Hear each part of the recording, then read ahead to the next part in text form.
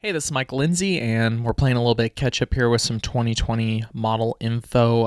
The Yamaha stuff came out, about a week and a half ago or so. I posted up the one for the motocross models and for the two-stroke cross countries, but been lagging a little bit. We're finally on to the four-stroke cross country models with the 2020 YZ250FX and 2020 YZ450FX. If you're looking for the other two videos I mentioned, you can find them in the description below. I also have an entire playlist dedicated to new bike intro, new launch info such as this. And this is about wrapping it up. We don't have too many more after this Yamaha info. Do stay peaked on the 18th. We should have the Cowie info comes out of embargo. I have it on my computer, but we can't talk about it until the 18th. You know, NDAs and stuff like that can get you in trouble. So we're going to talk about the Yamaha, though. 250FX is really what is new from in this lineup. Yamaha is kind of always the way their generations go is they drop a new 250 or 450 motocross model, and the following year they drop an FX version of that bike, and typically a WR version as well, but we haven't seen that announcement for them. I do expect to see a WR250 announcement from them this year. I would think it would show up. Maybe they'll wait one more year, but like I said, definitely expect to see it on this platform. Like I said, so if you look at the way they did this, back in 2018, they dropped a new YZ450. Next year, in 19, we got a 450FX. So they dropped an all new, or pretty much all new 250F last year, 19, so we get it for 2020. There's a lot of real carryover, typically, as a lot of these OEMs do. Their cross-country bikes are typically their motocross bikes with a larger fuel tank, a little bit better suspension that is suited more for those conditions, an 18-inch rear wheel, and a remap. But what's really cool with the current day of EFI is how they're able to maintain the actual internals of the motocross bike, all that usability of power, and they just tweak it to something that's a little better for off-road. So that's what we see here in this 250FX. It has all the same engine updates as the F last year, which is pretty much a bottom-end up engine. It's got a new cylinder head. They've been able to decrease the intake angle and exhaust angle even more on the bike than before. So they've been able to get that intake a little bit steeper coming in, so the air and fuel has an even straighter shot. And then the exhaust coming out is steeper because instead of having the exhaust port come straight out, if you've ever had to work on one of these, it does make it a pain. The head pipe actually comes out at an up angle because they're trying to decrease the angle even of the exhaust port. So that head's different, the cams are different, the valve train is different, the piston, and then the bottom end has been radically reworked because now this bike is electric start only. While the prior generation 250F was kickstart, they still for the FX model had an electric starter on it, but it was kind of accessory. It came stock, but it was kind of accessory item the way it was placed. It wasn't designed to be on there. It definitely added a good chunk of weight.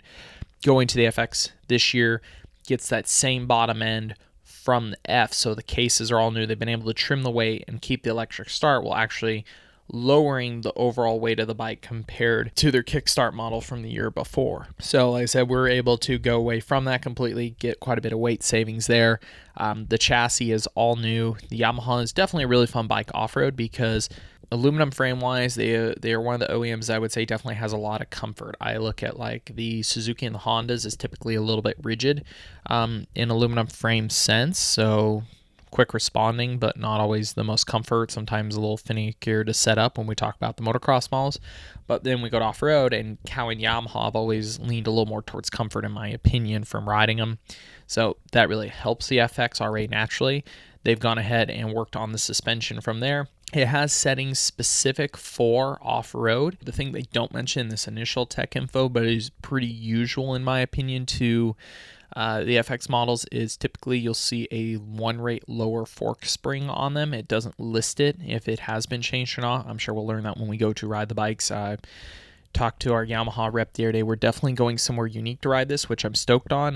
When we do an off-road intro in SoCal, it's definitely just us riding some little desert loops, similar to what Yamaha did last year. They took us to Randy Hawkins' facility, who runs their GNCC team, and I wouldn't be surprised if we go back there again this year to the 250 to try to ride on a wider range of materials, or something of that similar nature. So we're definitely going to get to ride it in conditions it's more suited for and get info that's going to probably speak to the wider audience on how the bike is. But like I said, so suspension settings are specific cross country.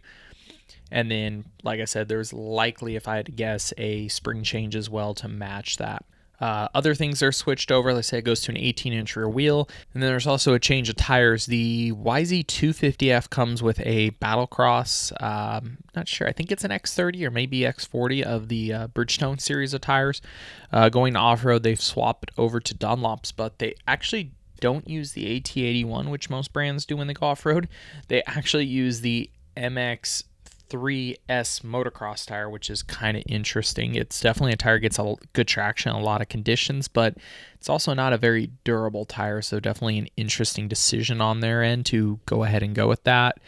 The other big thing is the bodywork changes. Everything they were able to do on the F carries over, so the frame's a little bit skinnier. They've really worked on the shroud to make it, sometimes I get this one backwards, there's a term called concave and convex. It describes the angle of, the shape of the material. The older bikes, everybody complained about how wide they were because the shroud, even though we would measure them at the maximum point and they'd be similar to other bikes, they got that wide earlier because they bowed out and then kind of came out tip. Now they're more like normal bikes where they kind of bow in and then expand at the edge of the radiator. So it gives definitely a lot skinnier feel on the front of the bike. Still, anybody that rides the current generation Yamaha typically has a little bit of a comment that it feels a little bit wider up front, but it's definitely a huge change from where these platforms initially started. The seat height's definitely lower. If it's similar to the F, the foot peg to seat height should be around 5 to 8 millimeters lower, and then the rear of the bike should be about 12 to 15 millimeters lower.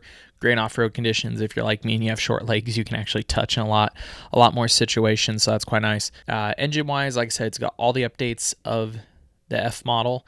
So it's got same compression ratio, same cam grind, etc. It's just down to the ECU map. It has the 2 map switch on it, so it comes with basically a base map in it with the Power Tuner app they have. You can assign whatever app map you want to that second switch, or to either position 1 or 2. When the light is off, it's on map 1. If the handlebar switch light is on and it's basically straight blue, that's map 2. It's also nice with this thing having so much power from the motocross model, being able to take the tuner app and just tweak it as need be. Being able to make it smoother, hit harder, be able to make it leaner and fatter in different spots, just wherever you want to play with to match the off-road conditions you have. They also have some base maps online.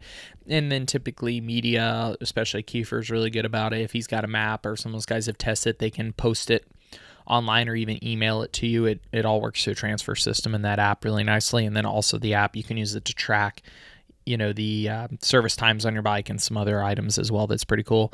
It does go to a 6-speed gearbox. Of course, the motocross model is 5-speed. It goes to a 6-speed. It's a wider ratio, so they're able to get more of it for all the conditions that you would ride this bike in. You're going to get better, low end gearing. Your first and second are going to be a lot tighter, a lot better for creeping trails, but you're going to get more top end by the time you get to 6. So just a lot more spread, a lot wider usability for that, whether you're going to ride this thing in the desert or you're going to do like tight GNCC style riding or enduro.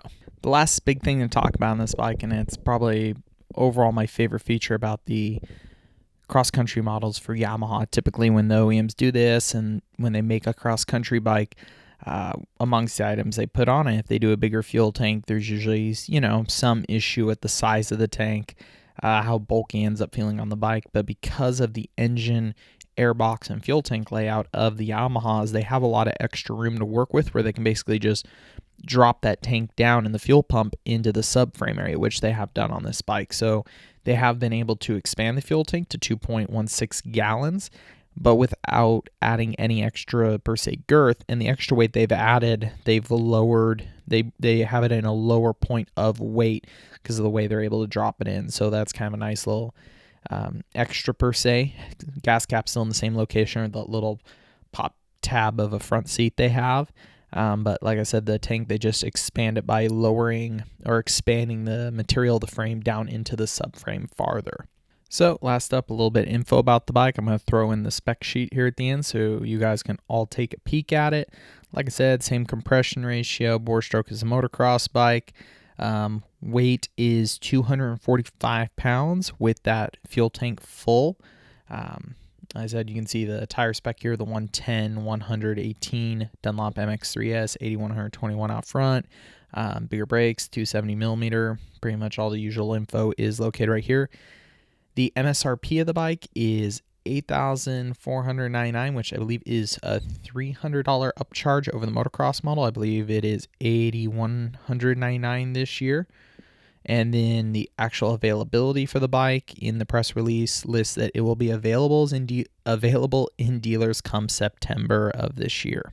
Moving on, we're going to talk just very briefly about the YZ450FX. It was, like I said, an all-new bike last year, coming in with all of the chassis and bodywork updates and engine updates that the F model had. Something interesting, of course, about this bike compared to some of the other 450 cross-country models out there, a lot of them keep the transmission ratios from the motocross models. In this case, Yamaha does run the 450FX with a bit wider ratio 5-speed, so that does change things a little bit. But once again, all the components internally in the engine really are basically the same as the motocross model. I believe they do a small few tweaks to the clutch, some stuff to the suspension, the mapping, etc. But in terms of what is new, there isn't anything. This bike was all new for 19. Really all it is for 2020 is an update on the graphics, as the focus, like I said, was with the 250 this year. The MSRP on this bike is $9,599. I'm going to throw the tech spec sheet here at the end as well. You guys can look over everything. It's 256 pounds full of fuel and all operating fluids. And that bike by Yamaha is listed to be in dealers come August. And yeah, like I said, just a little bit of a B&G. So if you guys are curious more about the changes they did last year, I personally don't have a video up on since I just got started, but there's plenty of features out there you can Google that kind of explain everything from last year, what they brought over from the 450 that came out the year prior.